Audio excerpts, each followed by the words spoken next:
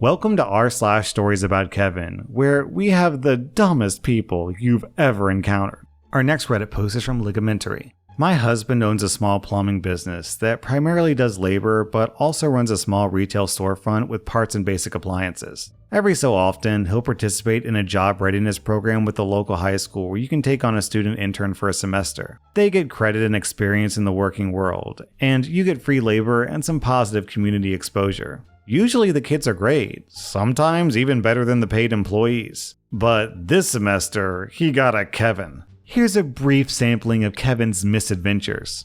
One of Kevin's biggest jobs is to answer the phone. On his first day, he was instructed to pick up and say, "Custom quality plumbing, don't forget to ask about our seasonal maintenance deal specials. How can we help you today?" Instead, he was answering the business phone with, "Kevin residence, who's calling please?" When confronted, he explained that he forgot the greeting and this is how his mother had taught him to answer phones. On his first day at work, my husband did the standard welcome he does for all new employees. He brought in donuts and gathered everyone around to meet the new guy. When asked to say about a few words about himself, he said, "I chose this job because all the good ones were taken." And when asked what he knows about plumbing, he told a detailed story of a toilet clogging dump that he took a few months ago. One day, he was asked to clean the break room kitchen. Someone had happened to bring in bagels. He threw out all the poppy seed bagels because they had mold on them. My husband took him to a job site once to get a feel for interacting with customers and basic repairs. Kevin asked the client if he could take home a framed photo of the client's teenage daughter hanging in the living room. For the first couple of weeks, Kevin kept stealing lunches from the break room, then denying he had done it when the other employees called him out on it. Then he tried to pay people to give him their lunch. The first time he brought his own lunch, he brought a pound of raw chuck beef and complained of an unstable work environment when my husband informed him there was nowhere for him to grill it at the store. He ate it raw. He got sick and had to go to the hospital. Oh God, I gotta stop for a second. That's grossing me out. Oh man.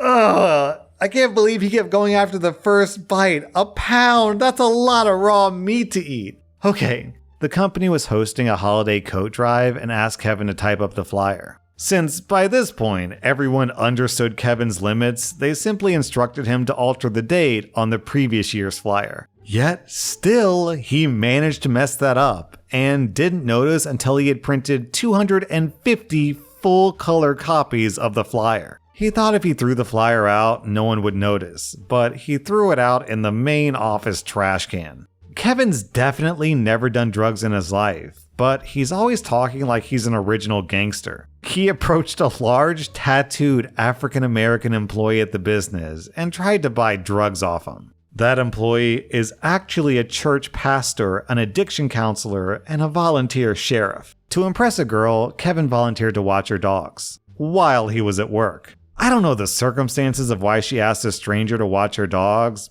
but after about 15 minutes, Kevin got tired of waiting for her and let the dogs loose. She came back looking for the dogs, and he pretended that he'd never even met her before. Kevin had a decent amount of money saved from birthdays and Christmases, but it turns out that he didn't have the money anymore because he lost it all going long on GameStop at the height of the frenzy. He was irate that he couldn't sell back his stock at the price that he bought it for, and on some level, he still believes that he was scammed. He has aspirations to be a famous TikToker, so he would always be setting up these asinine pranks, like trying to bust in on people while they were on the toilet, rigging heavy objects to fall on people, and yelling "fire" when there's no fire. That was the point when my husband and others had to meet to discuss letting him go, but they decided the entertainment value of keeping him around was more than enough for the rest of the semester. It all made sense when we met Kevin's mother. Kavina recently came in and confronted my husband as to why Kevin wasn't being paid for his work. He explained that it was a 4-credit program through the high school. He thought that Kevin might have intentionally misled his mother. But no matter how we explained it, she just didn't get it.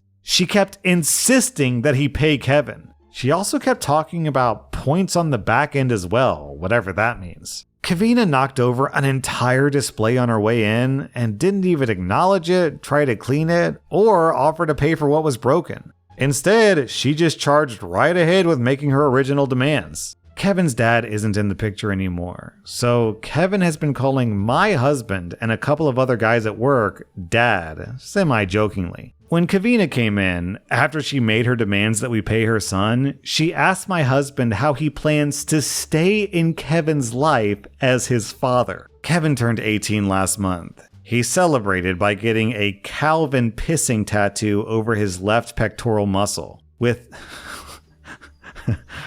his nipple serving as the penis. We know because he showed it off, including the infection that it had, to a young family who'd come in to buy an L-pipe.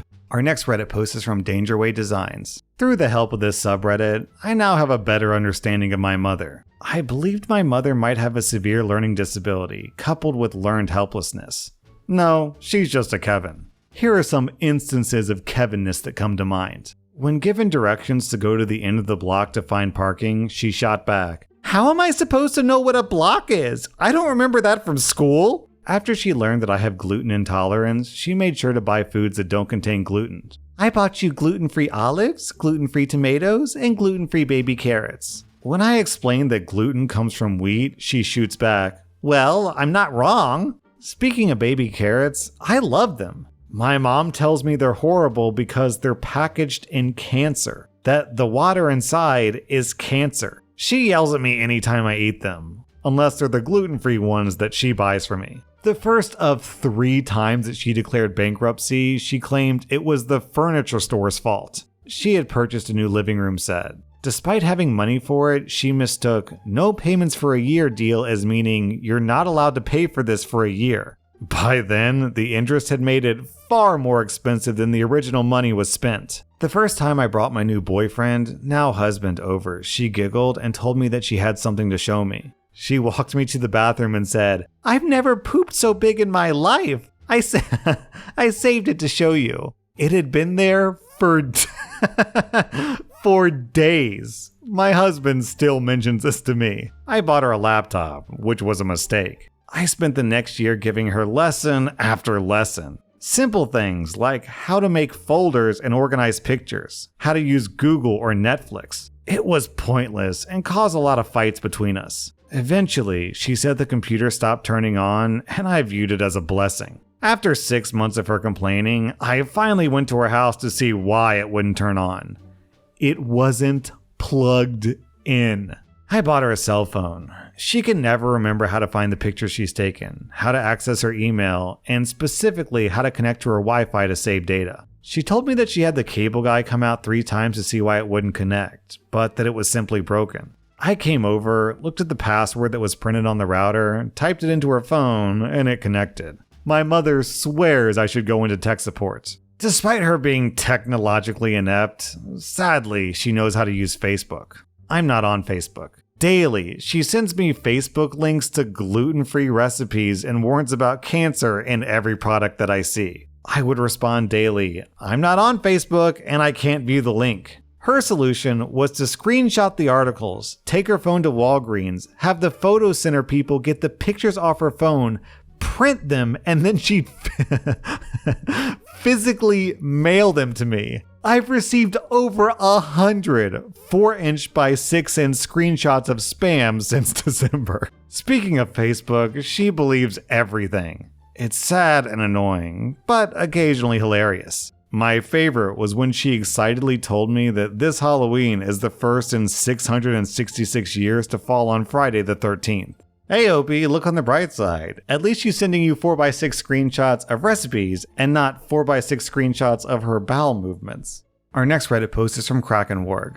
Kevin, a server at the restaurant I work at, apparently stole a customer's credit card info while checking them out. He then goes on a shopping spree with it, spending close to $7,000 in a matter of a few days. He wasn't just using it for online purchases. For some reason, he decided to use it at places like jewelry stores that have no shortage of surveillance cameras. I don't know how he thought that he could get away with all that. What truly makes this a Kevin story, though, is how they busted him. Once the owner of the card notified authorities, the cops went to one of the jewelry stores where he bought a $600 gold necklace. The cops had the store call Kevin to get him to come back for some reason. I'm not sure how they convinced him to come back, but they did. Sure enough, he walked right back into the store with the cops just waiting to arrest him. Last I checked, he was being charged with around 7 felonies and had priors. I doubt that he'll see the outside of a cell for a long time. Our next Reddit post is from Suspiciously Robotic.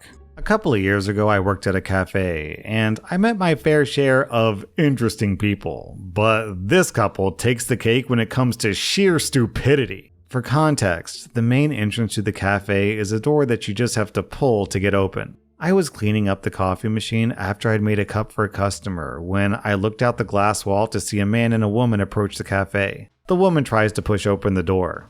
It doesn't work. I figured she just did the classic thing where you're not sure which way the door opens and just tries pushing it first since it requires less effort than pulling, so I don't think much of it. I just get ready for when they enter. She pushes the door again. Okay, maybe she figured the door was just stuck? I mean, that happens every now and then, right? I'm about to go help when I see the guy walk past her with an "I got this" look on his face. He confidently places his hand on the handle and pushes. He looks genuinely surprised and tries again and again and again. Each time he gets more forceful, at one point slamming his shoulder against the glass door. These two people are so preoccupied with this door that they don't even notice me staring dumbfounded at them this whole time, other than being, helpful. Eventually, I figure that if I don't help, they'll either leave or break the door. So I push myself from the counter to go there and help them. That's when they spot an open sliding door on the other side of the cafe, leading to the outside tables, which are popular at that time of the year.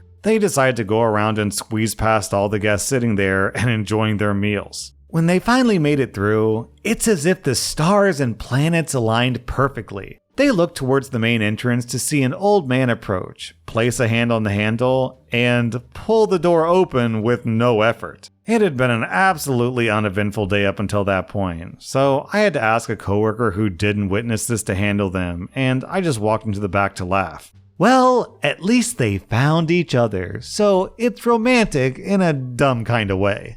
Our next Reddit post is from Deleted. I lived in a fraternity. Kevin was my roommate. To be fair, Kevin is brilliant with anything related to computers. To be equally fair, Kevin is brilliant with absolutely nothing else. Kevin has decided that the 5 desktop computers he's somehow fit under his twin bed are no longer sufficient. Kevin decides to custom build a monstrosity of a computer to replace the desktops. While I was gone at class, Kevin decides that there is not enough space in our room for the ogre he's building, so he moves my bed out into the hallway. Kevin is out of the computer store when I get back to see this. I return the favor by moving my bed back inside and his bed out to the front yard. A fraternity brother is taking a nap on it when Kevin returns and gets angry. Kevin keeps tripping the circuit breaker. His computer is drawing way more current than it was designed for. Kevin tries to solve this by placing a gas generator precariously on the windowsill and plugging into that. This works until a variety of bugs and a very confused squirrel attempts to make our room their new home. I tell Kevin that his generator has to go, which of course results in him complaining. Kevin hired an electrician to install a new circuit for our room for his computer. It's winter, and the average temperature outside is in the negatives. Our room requires no heater. His computer is so large and energy intensive that if we don't open the window with the snow outside, the room turns into a sauna. Our fraternity rents our internet from the university. I'm on door duty. The IT guy knocks on the door. He tells me that he thinks there's either an error or a hardware malfunction because it shows our single house is consuming a substantial portion of the entire university's bandwidth. I show him the router box. He confirms that there's no error. The house is indeed consuming a large amount of data. He tells me that I have 72 hours to fix this, or else the university would throttle our speed way down and put a cap on our data. I head straight to Kevin. Kevin tries to argue that the over 1 billion files he's downloading are encrypted, so IT has no idea what the data is. It takes a while for Kevin to understand that IT doesn't care what he's downloading, but that if he continues this behavior, there will be no internet for him or anyone else in the house. Kevin now works for NASA. Our next Reddit post is from A Beacon Under. I'm pretty sure my sister is a Kevin. There are at least a dozen stories like this. We were out to eat at a Chinese restaurant. The waitress, who was Asian, came up to us and asked us what we would like to order, in English. My sister looked shocked and doesn't even wait for the waitress to leave as she proudly proclaims, "I understood everything she said." My family looks at her in utter disbelief as my mom explains to my sister that that's because she spoke English. That was r/Storiesaboutkevin, and if you like this content, check out my podcast where I publish the exact same episodes. Also, hit that subscribe button because I put out new Reddit videos every single day.